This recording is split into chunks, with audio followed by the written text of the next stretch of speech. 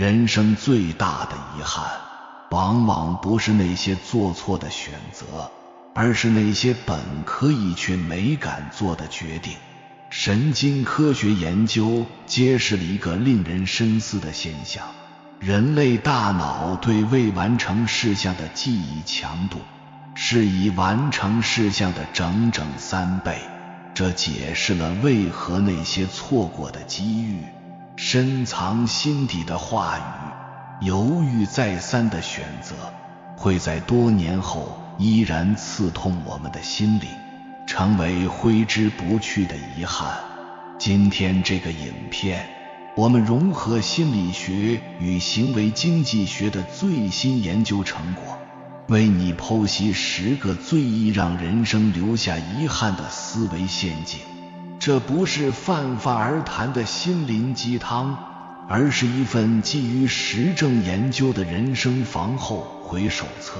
每一条建议都具备可操作性，能即刻融入你的日常生活。1. 让他人定义你的价值。心理学中的投射效应揭示了一个残酷真相：别人对你的评价90%反映的是他们自己的认知局限和生活经历。当一个人说你不够好时，他很可能是在将自己的不安全感投射到你身上。纽约大学心理学家发现，人们评价他人时，大脑激活的区域与自我反思时高度重合。这说明我们评价别人时，其实是在评价自己。建立反脆弱自信需要系统训练。建议每天睡前记录3条今天我做得好的小事，无论多微小都值得记录。每周更新我的核心价值清单，明确自己最看重的3个品质。宾夕法尼亚大学的研究显示，持续进行这类练习的人，6周后自尊水平平均提升42%。更重要的是，他们表现出更强的情绪调节能力和抗压能力。记住，你的价值不应该由别人的尺子来衡量，而是由你自己的内心标准来定义。当你能坚定地认识自己的价值时，别人的评价就再也不能动摇你的根基。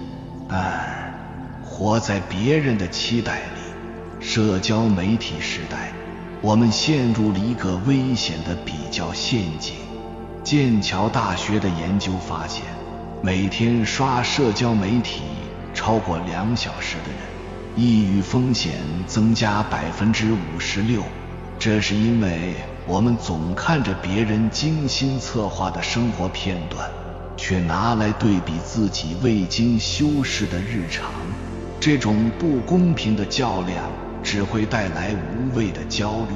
不妨尝试社交进化实验，暂时远离社交平台，把省下的时间用来探索真正感兴趣的事物。你会发现，当不再被别人的生活剧本分心时，自己的创造力反而开始流动。重建自我评价体系的关键是把注意力从别人怎么看转向我想要什么。每周留出2小时进行自我对话，写下你对理想生活的描述，不需要考虑任何人的期待，然后找出当前生活与理想生活的差距，制定小的改进步骤。哈佛商学院的研究表明，明确个人愿景的人，生活满意度是随波逐流者的3倍。3. 等待恐惧消失再行动。人类大脑天生对不确定性充满警惕，常常将未知等同于危险。这种本能在远古时代保护了我们的祖先，但在现代社会却常常成为阻碍我们前进的绊脚石。有趣的是，绝大多数我们担心的事情最终都不会发生，而那些确实发生的挑战往往也比想象中更容易应对。微行动法则提供了一个突破恐惧的实用方法，将看似庞大的目标拆解成最小可执行的动作单元。想写作就从一段话开始，想创业就先做个简单原型，想认识新朋友就先打个招呼。这些看似微小的行动，却能像滚雪球一样积累成重大改变。关键在于启动那个最初的动作，而不是等待所有条件都完美。行动的神奇之处在于它能重塑大脑，每次勇敢行动后，大脑会释放多巴胺，强化行动，奖励回路。密歇根大学的实验显示，持续6周执行微行动的人，面对新挑战时的焦虑水平下降了63%。记住，勇气不是没有恐惧，而是评估风险后依然选择前进。4. 把失败当作终点。成功者与普通人最显著的区别，往往不在于失败的次数，而在于看待失败的方式。那些最终取得成就的人，同样会经历挫折和跌倒，但他们把每次失败都视为宝贵的学习机会，而非对自身价值的最终判决。创建失败转化表是改变思维的有效工具。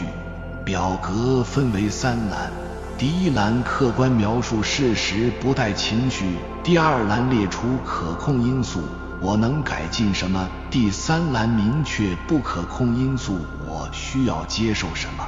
这种结构化反思能帮助我们跳出情绪泥沼，提取真正有价值的经验教训。神经可塑性研究证实，当我们把失败视为学习机会时，大脑会建立新的神经连接。威斯康星大学的实验显示，经过失败重构训练的人，面对挑战时前额叶皮层负责理性思考的活跃度提高了40%，而杏仁和恐惧中心的活跃度降低了35%。失败不是对你的否定，而是告诉你这个方法行不通，换个方式再试试。5. 执着于完美人生的幻想。耶鲁大学的研究揭示了一个令人警醒的事实，人们平均将47%的清醒时间耗费在对完美生活的幻想中。这种脱离现实的思维模式不仅造成巨大的认知资源浪费，更会引发持续的心理内耗。正如心理学家卡尔·罗杰斯所言，美好生活的过程不是达到某种固定状态，而是朝着某个方向前进的过程。我们往往在追逐虚幻的完美时，错过了当下真实的成长机会。诺贝尔化学奖得主范特霍夫曾说，不要让完美主义束缚自己，把尽最大的努力做好每件事，变成单纯的去做每件事。这种智慧提醒我们，为每个任务设定足够好的标准，而非完美无缺的要求，才能保持持续前行的动力。6. 长期扮演受害者角色。脑成像研究显示，长期抱怨会弱化前额叶皮层功能，这个区域负责问题解决和情绪调节，而习惯性抱怨者在前额叶皮层的灰质密度比普通人低15%。这直接影响了他们的决策质量。改变可以从责任转换话术训练开始，每当想说都是因为时，改为虽然，但我可以，这个简单的句式调整能立即激活大脑的执行功能区域。斯坦福大学的研究表明，持续练习这种表达方式会逐渐重塑我们的思维模式。重建生活掌控感并不需要大刀阔斧的改变，从日常小事开始练习自主选择。重建掌控感的小练习，每天选择一个完全由你决定的小事，比如午餐吃什么、散步路线等，刻意体验做决定的过程。哥伦比亚大学的研究发现，这种微决策训练能显著提升个人的掌控感和主动性。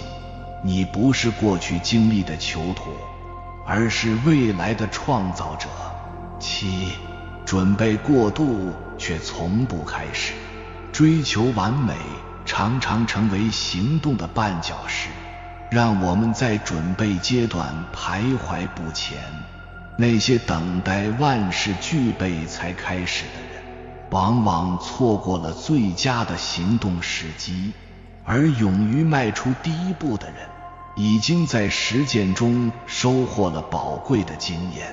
设置每周半天的粗糙行动日，这段时间专门做那些还不够好但可以先开始的事情，允许自己产出不完美的初稿、不成熟的方案，因为过度准备往往是对不确定性的逃避，而完成胜过完美。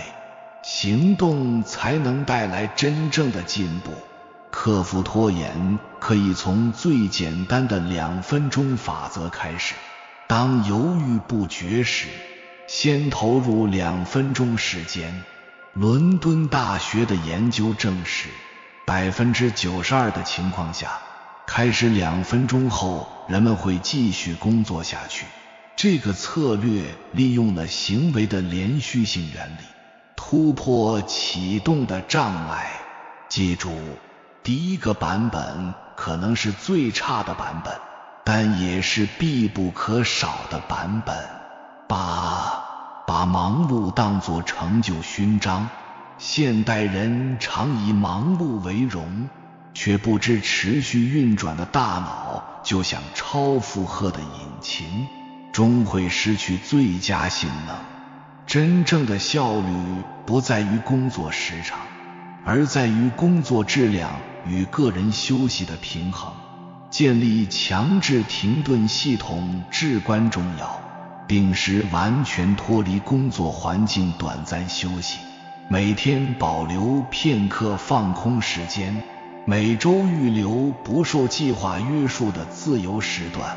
这些看似浪费的时间，实则是恢复创造力的必要投资。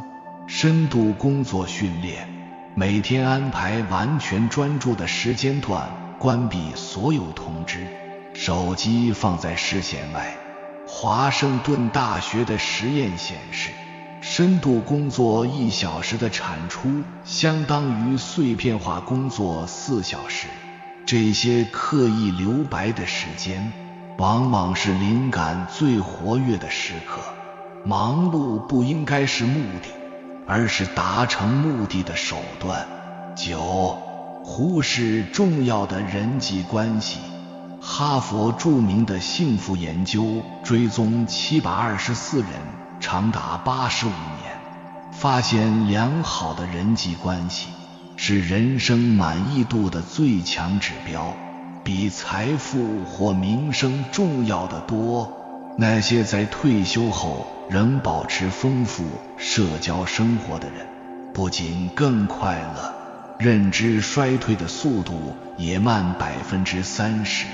建议实施关系投资策略，设置重要人生日期的自动提醒生日、纪念日等。每月安排一次深度对话约会，至少2小时不受打扰的交流，每季度策划一次特别的共同体验，学习新技能、旅行等，主动脆弱练习。在安全的关系中，每周分享一个真实的感受或恐惧。加州大学的研究证实，这种适度的自我暴露能快速加深关系的亲密度。真爱不需要刻意维持，但需要定期存款，情感账户也需要持续充值。10. 把爱意藏在心里不说。心理学研究显示，未表达的情感会持续激活大脑的情绪中枢，形成长期的心理负担。临终关怀护士的调查报告显示，没有勇气表达真实感受，位居人生5大遗憾之首。